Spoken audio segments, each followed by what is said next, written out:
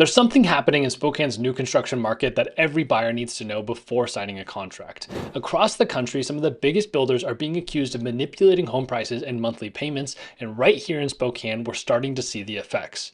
The national story starts with D.R. Horton, one of the largest home builders in the US. They're currently facing a class action lawsuit for what's being called a monthly payment suppression scheme. In short, the allegation is that they inflated home prices by offering financial incentives like below market mortgage rates and closing cost credits, all while rolling those costs back into the final sales price. Now, on the surface, that might not sound bad. Who doesn't want a lower payment, right?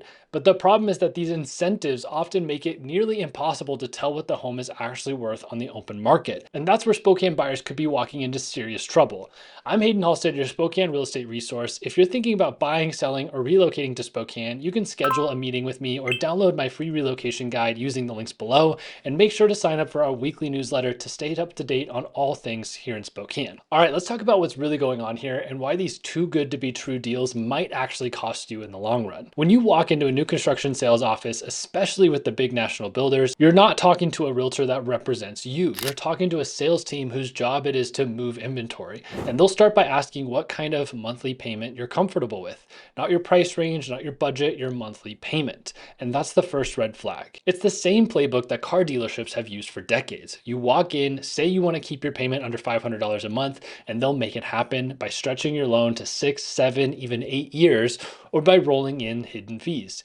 And you drive off the lot feeling like you got a deal, but the reality is you just overpaid for your car and you're going to be underwater immediately. Now translate that to housing and you can start to see the issue. When a builder like D.R. Horton or Lennar offers to buy down your rate to 5% or cover all your closing costs, that sounds awesome, but those incentives aren't free. They're just built into the price of the home. So if the builder offers you $20,000 in credits, it's because they've already priced that $20,000 in, and you're essentially paying for your own incentive. It's just hidden in the structure of the deal. If you come in as a cash buyer and you want to take those $20,000 incentives off the purchase price, they're not likely to do it because it'll ruin the appraisals on the future properties. And so they want to keep the prices as high as possible and offer incentives because those don't show up on appraisals. So they really only give you the credits if you use their lender because they make money on the backside. And at the end of the day, they don't even really care what the house sells for because they make a lot of the money on the loan and the homeowner's insurance. And if you buy cash, you don't help them make the money on the back end like they'd be looking forward to. And that's exactly what the D.R. Horton lawsuit is about. According to the complaint, D.R. Horton used what's being called a monthly payment suppression scheme, meaning that they intentionally presented mortgage payments that looked lower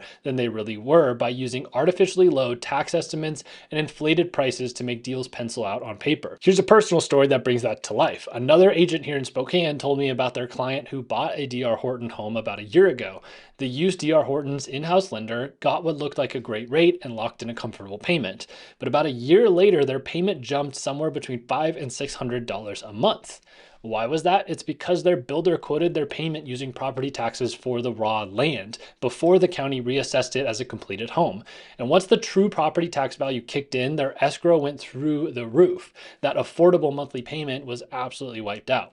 And that's a perfect example of how these deals can create a long-term pain. Additionally, we're seeing in markets that have been flooded with new construction like Texas and Florida have extremely high rates of inventory right now because they've been building these massive communities with thousands of homes, larger than any community we've ever seen built here in the Spokane area. And the days on market are through this roof. It's impossible to sell homes in some of these neighborhoods. And we're seeing some of those early warning signs right here in Spokane. Let's take a look at Lennar's Stonehill community, for example. It's one of the biggest new developments in Liberty Lake and in the Spokane area in general. And I've been watching this one closely because it's a textbook case of what can go wrong when builders use incentives to push sales and buyers take those without knowing what the true market value of this property is going to be. Right now, there are multiple resale homes in Stonehill, homes that were bought brand new just a year or two ago that are sitting on the market and selling for a lot less than what they were bought for. One home was purchased for $499,950 and is now listed for $500,000. Which doesn't sound too bad, but after all the fees of selling that property, that person's probably going to lose anywhere from $20,000 to $30,000. Another sold in 2022 for $465,000 and has been sitting on the market at $460,000 for over 90 days. And the third one sold in early 2023 at $450,000 and is now priced at $439,000. All three of these are competing directly against the builder who's still selling new homes in the same neighborhood, but with lower interest rates, closing cost coverage, and other incentives that private sellers can't match.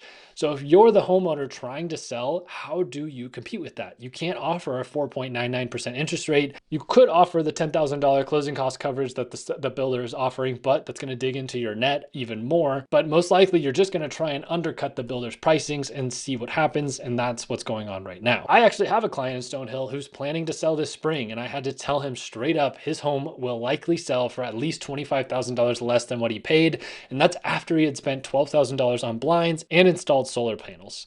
And that is a tough pill to swallow, but it's the reality when you buy new construction in a community that's still being built out.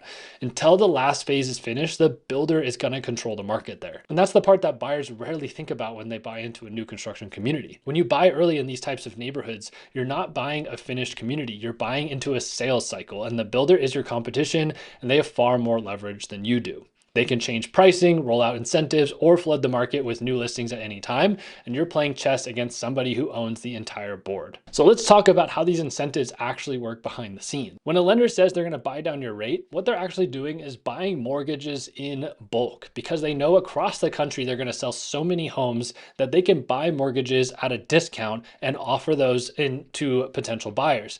And there's typically due dates and timelines on these incentives. If they don't sell them all by a certain date, then they can no longer offer those rates anymore. And that's why you'll often see salespeople in these offices pushing for certain closing dates so that you can get the incentive. Sometimes it's a temporary buy down, like a 2-1 buy down, meaning your rate is 2 points lower in year 1 and 1 point lower in year 2, and then it resets to the full rate after that. Other times they'll offer a permanent buy down, but again, that cost just gets baked into the home's price. So even though you're paying less per month, you may be paying more overall. And so when you're buying a home at market value with these incentives, you have to understand that the market value is because of those incentives. And so when you go to resell, especially in a short period of time, like some of these people are trying to do, you are not only going to lose money because you just haven't gained enough equity, but your likely market value is less than what you bought it for because you can't offer those same rates. That's why we're seeing Stonehill resale sitting for 60, 80, 90 plus days. The real market value is lower than what the original buyers paid, but the homeowners are still anchored to that builder price because they don't want to lose money. And I want to be clear here that I'm not trying to just completely bash builders like D.R. Horton and Lennar. I know a lot of the salespeople and they are awesome people, but you definitely have to be careful when you're shopping around. And I just want to tell people that they need to make sure that they're going to stay in their home long term.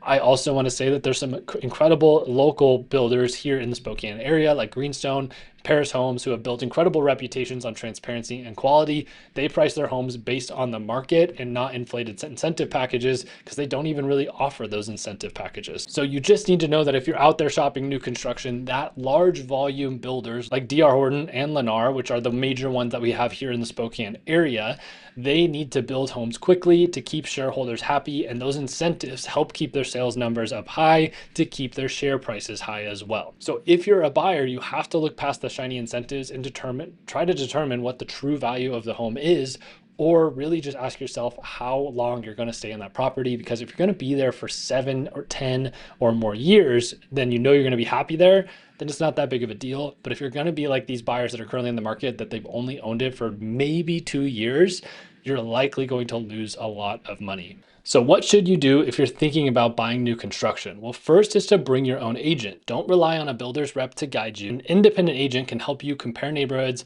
track resale trends, and evaluate whether the builder's incentives are truly valuable.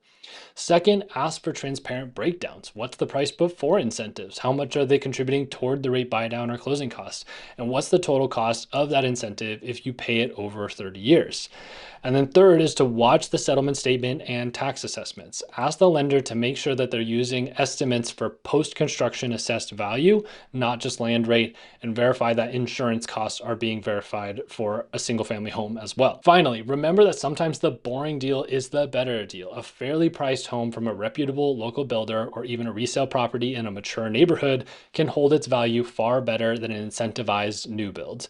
So the bottom line is Spokane's new construction market isn't necessarily a scam, but it can be full of traps for buyers who don't understand how the system works. So if you would like to work with me and my team, I'm Haydn Halsted, your Spokane real estate resource. My team helps people move into, out of, or across Spokane, and we would love to work with you. You can use the links down below to schedule a meeting with me at a time that's convenient for you. Sign up for our email newsletter to get weekly updates on the Spokane market or download some of our guides. Thank you so much for watching, and we'll see you in the next one.